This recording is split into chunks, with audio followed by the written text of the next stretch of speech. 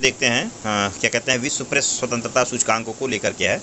अप्रैल 2020 में फ्रांस स्थित reporters without borders द्वारा वार्षिक विश्व प्रेस स्वतंत्रता सूचकांक 2020 जारी किया गया। इससे संबंधित निम्न कथनों पर विचार कीजिए। तो देखिए यहाँ पर जो भी सारे स्टेटमेंट दे रखे हैं जो परीक्षा के लिहाज से महत्वपूर्ण है उनको देखते हैं, जो गलत है उसको नहीं देखते हैं। ठीक है, तो पहला कि इस सूचकांक में कुल 180 देशों को शामिल किया गया है। तो पहला स्टेटमेंट सही है, क्योंकि इस सूचकांक में जो है कितने कुल टोटल 180 देशों को शामिल किया गया है।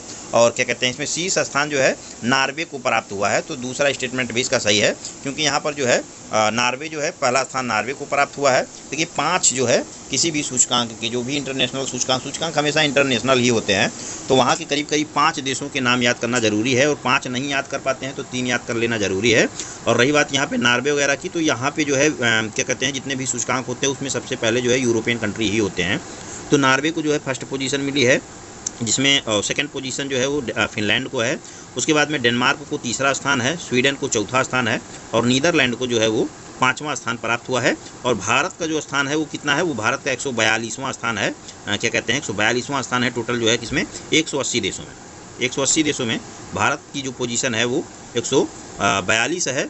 और यहाँ पर इसका स्कोर भी ध्यान करना जरूरी है, तो 45.33 इंडिया का स्कोर है। और वहीं पर जो है थोड़ा चीन का देख लेना जरूरी है, क्योंकि इस समय कोरोना वायरस को लेकर के चीन काफ़ी ज़्यादा चर्चा में है, पूरी दुनिया हालांकि चर्चा में है। तो चीन को जो है विश्व प्रेस स्वतंत्रता सूचकांक में 177वां स्थान मिला है और पाकिस्तान को जो है वो 145वां स्थान मिला हुआ है।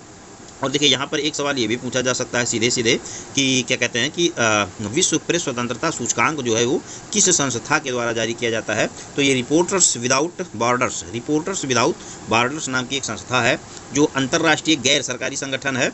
और इसी के द्वारा जो है क्या कहते हैं विश्व प्रेस स्वतंत्रता सूचकांक जारी किया जाता है। और ये जो है वार्षिक तौर पर जारी किया जाता है ना, क्योंकि कई रिपोर्ट्स होती हैं जो तिमाही जारी की जाती हैं या छमाही जारी की जाती हैं। तो विश्व प्रेस स्वतंत्रता सूचकांक जो है ये वार्षिक जारी किया जाता है।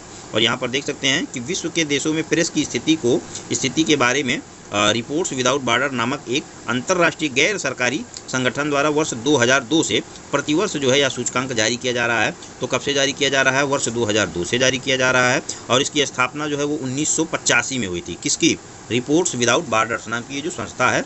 और इसका मुख्यालय कहाँ पे है, पेरिस में है। इस संगठन को संयुक्त राष्ट्र में सलाहकार की स्थिति प्राप्त है।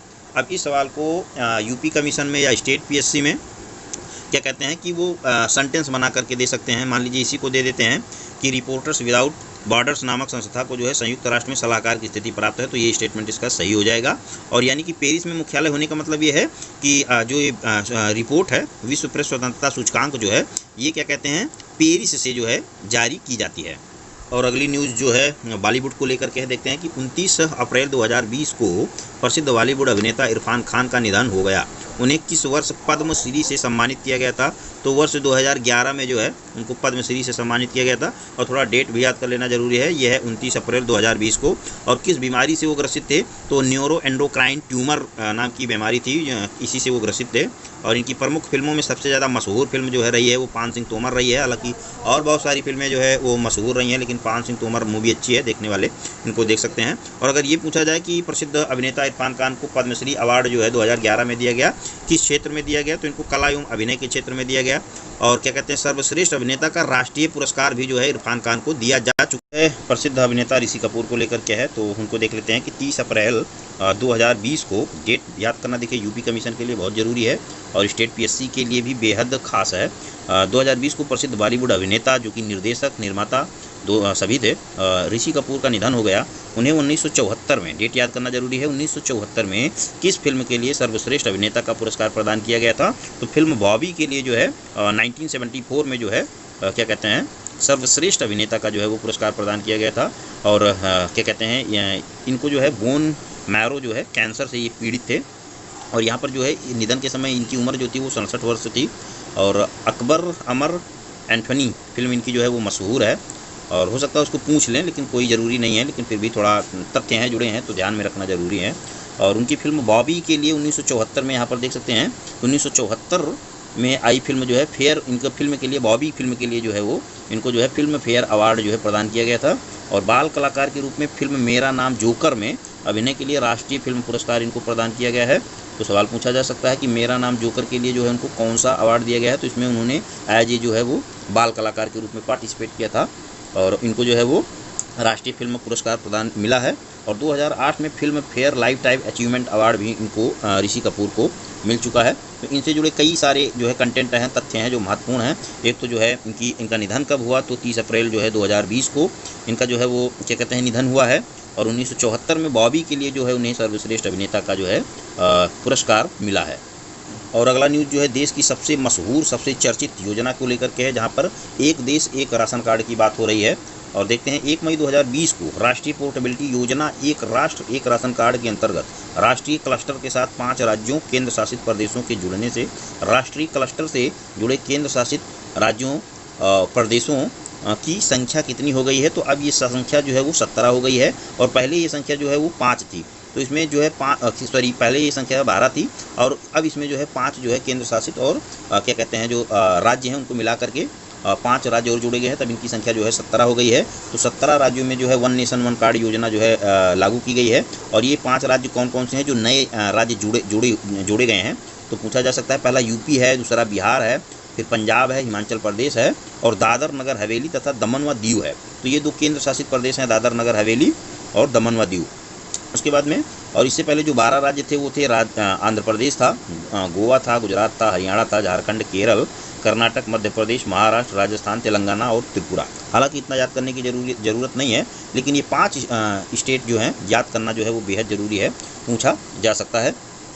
उसके बाद में नेक्स्ट देख लेते हैं कि 30 अप्रैल 2020 को मणिपुर के काले चावल, जिसको हम क्या बोलते हैं, मणिपुर के काले चावल को हम चखाओ कहते हैं। चखाओ, गोरखपुर टेराकोटा एवं कोविलपट्टी की कदलाई मितई को भौगोलिक संकेतक जीआई टैग प्रदान किया गया है। मणिपुर के काले चावल का रंग किसके कारण होता है। तो यहाँ पर क्या पूछा गया है कि मणिपुर का जो चावल है जिसको चखाओ कहते हैं, उसका रंग किसके कारण जो है वो काला होता है। तो इसका रंग काला जो होता है वो होता है क्या कहते हैं एंथोसाइनिन एजेंट के कारण मणिपुर का जो है काला चावल है जिसको चखाओ वहाँ की स्थानीय भाषा में बोलते हैं, उसको जीआई टैग प्राप्त हुआ है। तो इसका रंग जो है काला क्यों होता है, एंथोसाइनिन एजेंट के कारण जो है इसका रंग काला होता है।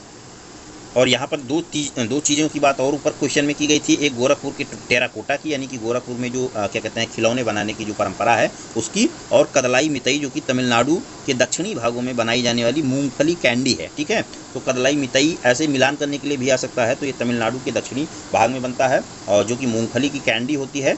और इसको देखिए, इसको तैयार कैसे करते हैं, ये मूंगफली और गुड़ से कैंडी को तैयार करने में विशेष रूप से थाम्बी बरानी नदी के पानी का उपयोग किया जाता है। यानी कि कदलाई मितई बनाने के लिए थाम्बी बरानी नदी का पानी, मूंगफली और गुड़ को मिला करके जो है कदलाई मिताई बनाया जाता है। तो ये जो है वो तमिलनाडु की जो है स्पेशलिटी है, या तमिलनाडु में स्पेशल रूप से पाया जाता है, तमिलनाडु के दक्षिण भाग में पाया जाता है, जिसे भी जीआई टैग प्राप्त हुआ है। और प्लस जो है टेराकोटा जो कि गोरखपुर में है, गोरखपुर की जो है निर्माण परंपरा है। देख सकते हैं कि उत्तर प्रदेश के लक्ष्मी टेराकोटा मूर्ति कला केंद्र द्वारा आवेदन दायर किया गया था। यानी कि लक्ष्मी टेराकोटा मूर्ति कला केंद्र, ये भी पूछा जा सकता है कि लक्ष्मी टेराकोटा मूर्ति कला केंद्र कहाँ पे है।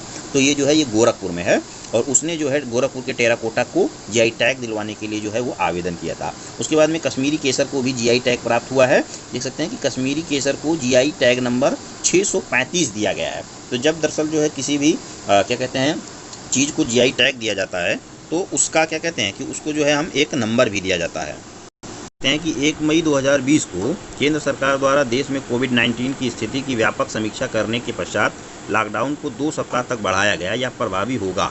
तो ये 4 मई 2020 से जो है वो सेकेंड लॉकडाउन का जो है लॉकडाउन 2.0 जो है वो कब से स्टार्ट हुआ है। ये 4 मई 2020 से सवाल पूछा जा सकता है स्टेटमेंट बना करके स्टेट पीएससी वगैरह में।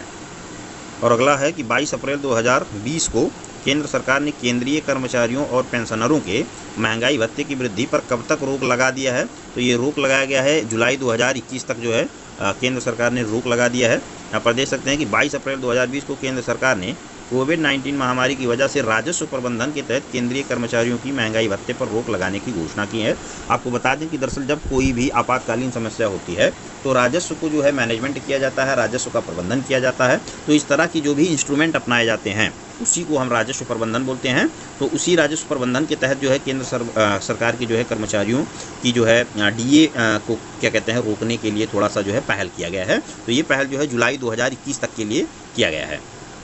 और अगला देखते हैं कि 22 अप्रैल 2020 को उच्चतम न्यायालय ने किस राज्य में अनुसूचित जनजाति क्षेत्रों में एसटी को 100% आरक्षण को असंवैधानिक घोषित किया है? तो ये आंध्र प्रदेश है। आंध्र प्रदेश को सुप्रीम कोर्ट ने जो है वहाँ पर जो है एसटी को जो है अनुसूचित जो जनजाति हैं उनको रिजर्वेशन में 100% का कोटा तय करने के लिए जो है वो असंवैधानिक घोषित कर दिया है आंध्र प्रदेश की सरकार की जो है वो गवर्नमेंट के डिसीजन को, क्योंकि वहाँ पर इंदिरा साहनी का एक केस है जिसमें ऑलरेडी जो है सुप्रीम कोर्ट कह चुका है कि रिजर्वेशन की जो सीमा होनी चाहिए वो 50% से ज़्यादा नहीं होनी चाहिए। देख सकते हैं कि उच्चतम न्यायालय ने इंदिरा साहनी के निर्णय में को दोहराया जिसके अनुसार वही आरक्षण संवैधानिक रूप से वैध है जो कि 50% से आगे नहीं जाता है। तो ये 100% की आरक्षण की सीमा को असंवैधानिक घोषित किया गया है, सुप्रीम कोर्ट के द्वारा घोषित किया गया है। और ये किस राज्य के लिए है? ये जो है आंध्र प्रदेश के लिए है। और किस समुदाय के लिए है? तो ये समुदाय है अनुसूचित जनजाति। और अगली न्यूज महामारी रोग अधिनियम को लेकर के है। सबसे महत्वपूर्ण मान के चलिए मार्च से लेकर के अप्रैल तक की घटनाओं में सबसे महत्वपूर्ण जो है महामारी रोग अधिनियम है। देखते हैं कि 22 अप्रैल 2020 को केंद्रीय मंत्रिमंडल ने महामारी रोग अधिनियम 1997 में संशोधन हेतु अध्यादेश लाने की मंजूरी प्रदान की है। इस अध्यादेश के तहत गंभीर चोट पहुंचाने पर दोषी को कितने वर्ष तक की कैद और 1 लाख रुपए से लेकर के 5 लाख रुपए तक के जुर्माने का प्रावधान किया गया है। तो अगर मान लीजिए महामारी रोग अधिनियम 1897 के तहत में क्या है कि अगर मान लीजिए किसी भी जो है स्वास्थ्य कर्मी को नुकसान पहुंचाया जाता है, जैसे कि मीडिया में न्यूज़ में सुनने को मिला था कई जगह पर जो है डॉक्टरों पर हमले हुए थे, तो वो जो है 6 महीने से लेकर के 7 वर्ष तक की कैद है और प्लस 1 लाख रुपए से लेकर के 5 लाख रुपए तक का जुर्माना है। लेकिन कब? अगर गंभीर रूप से चोट पहुंचाया जाता है तब। और ऐसा जो है संशोधन में किया गया है। और उसके बाद में यहाँ पर देखते हैं कि स्वास्थ्य कर्मियों पर हमले को संज्ञेय और गैर जमानती अपराध की श्रेणी में रखा गया है। तो ये बहुत महत्वपूर्ण है कि जो भी संशोधन में जो है अध्यादेश लाया गया है संशोधन के लिए, उसमें ये भी बात नई जोड़ी गई है कि स्वास्थ्य कर्मियों पर हमले को क्या कहते हैं कि संज्ञेय और गैर जमानती अपराध की श्रेणी में रखा गया है। स्वास्थ्य कर्मियों को चोट पहुंचाने या उन्हें नुकसान पहुंचाने अथवा संपत्ति को नष्ट करने पर मुआवजे का प्रावधान है। तो अभी ऊपर मैंने बताया था कि क्या कहते हैं अगर उनको गंभीर रूप से चोट पहुंचाया जाता है किसी भी स्वास्थ्य कर्मी को, तो 1 लाख रुपए से लेकर के 5 लाख रुपए तक का जुर्माना प्लस 5 महीने से लेकर के 7 वर्ष तक, ध्यान रखना है ये 7 महीना नहीं है 7 वर्ष है, 6 महीने से लेकर के 7 वर्ष तक की जो है वो कैद का प्रावधान है। और अगर स्वास्थ्य कर्मियों को चोट पहुंचाया जाता है तो उन्हें नुकसान पहुंचाया जाता है अथवा चोट पहुंचाया जाता है या उनकी संपत्ति को नष्ट किया जाता है तो उसके लिए मुआवजे का प्रावधान है। और अगर जो है हिंसक कृत्य करने पर या इसमें सहयोग करने पर, मान लीजिए अध्यादेश में ये भी संशोधन किया गया है कि अगर किसी भी स्वास्थ्यकर्मी को मार दिया जाता है तो या किसी थर्ड पार्टी के द्वारा मार दिया जाता है, मान लीजिए आप हैं और आपके साथ में कोई और उसमें इन्वॉल्व है, शामिल है, तब क्या कहते हैं कौन सा सजा का प्रावधान है? तो इसमें 3 महीने से लेकर के 5 वर्ष तक का कैद है और 50,000 रुपये से लेकर के 2 लाख रुपये तक के जुर्माने का प्रावधान किया गया है। तो इस प्रकार से आप देखेंगे कि महामारी रोग अधिनियम को लेकर के कई सवाल बन रहे हैं। पहला तो यही है कि महामारी रोग अधिनियम कब आया था? तो ये 1897 में आया था, यानी कि आज़ादी की पहले आया था। और जो है 22 अप्रैल 2020 को जो है इसमें क्या कहते हैं अधिनियम में संशोधन के लिए सरकार ने अध्यादेश लाया है। और अध्यादेश का आपको प्रोसेस पता होगा कि अध्यादेश जो है संविधान के अनुच्छेद 123 यानी कि 123 अनुच्छेद 123 के तहत राष्ट्रपति को अध्यादेश जारी करने की शक्ति प्रदान की गई है संविधान के द्वारा। चलिए नेक्स्ट देखते हैं कि 22 अप्रैल 2020 को केंद्रीय मंत्रिमंडल ने भारत कोविड-19 आपात प्रतिक्रिया और स्वास्थ्य प्रणाली तैयारी पैकेज के लिए कितने करोड़ रुपए के निवेश की स्वीकृति दी है? तो ये जो है 15,000 करोड़ रुपए के निवेश की स्वीकृति प्रदान की गई है। और अगली न्यूज़ जो है इंडियन पोस्टल डिपार्टमेंट को लेकर के है, डाक विभाग को लेकर के है, जहाँ पर बताया देखते हैं सवाल क्या है कि अप्रैल 2020 में कोविड-19 की स्थिति से निपटने के लिए या कोविड-19 की स्थिति से निपटने के परिप्रेक्ष्य में सूचना एवं संचार प्रौद्योगिकी मंत्रालय ने ग्रामीण डाक सेवक सहित सभी डाक कर्मचारियों को कर्तव्य निर्वहन के दौरान बीमारी का शिकार होने के कारण कोविड-19 की समाप्ति तक क्षतिपूर्ति के रूप में कितनी राशि देने का भुगतान करने का निर्णय लिया है? तो वो 10 लाख रुपए। यानी कि मान लीजिए अगर कोई भारतीय डाक विभाग का कर्मचारी है और वो अपनी ड्यूटी के दरमियान उसको कोविड-19 हो जाता है, तो जब तक वो ठीक नहीं हो जाता है उसको जो है वो 10 लाख रुपए जो है सरकारी तौर पर जो है वो दिया जाएगा। नेक्स्ट देखते हैं कि 19 अप्रैल 2020 को केंद्र सरकार ने कोविड-19 के टीके एवं दवा की खोज और इस दिशा में हो रहे प्रयासों को गति देने के लिए एक उच्च स्तरीय टास्क फोर्स का गठन किया है। इस टास्क फोर्स को नेतृत्व प्रदान करेंगे, तो कौन नेतृत्व प्रदान करेगा? तो वो होंगे नीति आयोग के सदस्य एवं प्रधानमंत्री के वैज्ञानिक सलाहकार। ठीक है, प्रधानमंत्री के वैज्ञानिक सलाहकार। दरअसल कोविड-19 को लेकर के जो दवा बन रही है, जो उस पर रिसर्च हो रही है, उसको थोड़ा सा जो है और ज़्यादा इन्हेंस करने के लिए, उसमें जो है थोड़ा सा तेज़ी लाने के लिए नीति आयोग की जो है निगरानी में, प्रधानमंत्री के वैज्ञानिक सलाहकार की निगरानी में क्या कहते हैं, एक टास्क फोर्स बनाई गई है। और इसमें जो है सरकार की मदद करने के लिए और जो है वो है जैव प्रौद्योगिकी विभाग। जैव प्रौद्योगिकी विभाग जो है वो भारत सरकार की जो है वो टीके के निर्माण के लिए समन्वय केंद्र के रूप में जो है जो जिम्मेदारी दी गई है। जहाँ पर पूछा जा सकता है कि हाल ही में जो है टास्क फोर्स का गठन किया गया है कोविड-19 से निपटने के लिए, जिसमें समन्वय के रूप में कौन सा संस्था भूमिका निभाएगी, तो समन्वय के रूप में जो है समन्वयकारी संस्था होगी भारत सरकार की जो है वो जैव प्रौद्योगिकी विभाग। और अगली न्यूज़ देख लेते हैं। किसान रथ मोबाइल ऐप है। 17 अप्रैल 2020 को केंद्रीय कृषि मंत्री नरेंद्र सिंह तोमर ने किसान रथ मोबाइल ऐप लॉन्च किया। इस ऐप की टैगलाइन क्या है, तो इस ऐप की टैगलाइन जो है वो किसान का अपना वाहन। यहाँ पर सवाल ये भी पूछा जा सकता है कि किसान रथ मोबाइल ऐप जो है किसके द्वारा लॉन्च किया गया है, तो ये लॉन्च किया गया है जो है नरेंद्र सिंह तोमर के द्वारा। और अगला देखते हैं कि 18 अप्रैल 2020 को केंद्रीय संस्कृति मंत्री स्वतंत्र प्रभार प्रहलाद सिंह पटेल ने नई दिल्ली में अमूर्त सांस्कृतिक विरासत की राष्ट्रीय सूची जारी की। इसमें कितने को यूनेस्को द्वारा मानवता की अमूर्त सांस्कृतिक विरासत के रूप में मान्यता प्रदान की गई है। इसमें तो दरअसल जो क्या कहते हैं वो 13 जो है वो क्या कहते हैं साइट्स है इंडिया